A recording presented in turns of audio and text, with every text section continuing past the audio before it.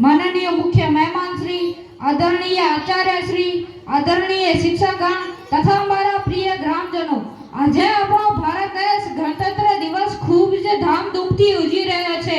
આ આપણો મહત્વપૂર્ણ અને રાષ્ટ્રીય તહેવાર છે।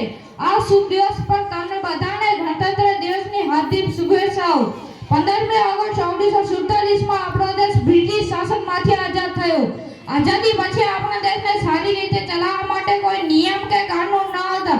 તે સમયે ડોક્ટર બાબા સાહેબ આંબેડકરના નેતૃત્વમાં સ્થાપિત સમિતિ દ્વારા 2 વર્ષ 11 મહિના અને 18 દિવસોના અથાગ પરિશ્રમ પછી ભારતનું સશક્ત બંધારણ તૈયાર કરવામાં આવ્યું।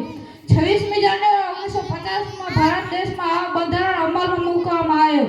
તે સમયે આપણો દેશ સાર્વભૌમ રાષ્ટ્ર ઘોષિત થયો। આપણા દેશનું બંધારણ આખા વિશ્વમાં સૌથી મોટું લેખિત બંધારણ છે।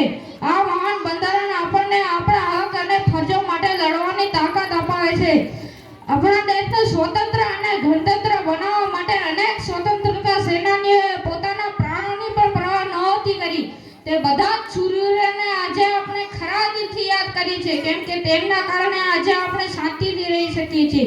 આઝાદીના આટલા વર્ષો પછી પણ આપણા દેશના વીર જવાનો પોતાના પ્રાણોને ચિંતા કર્યા વગર દેશની સીમાઓનું શત્રુઓથી રક્ષણ કરી રહ્યા છે।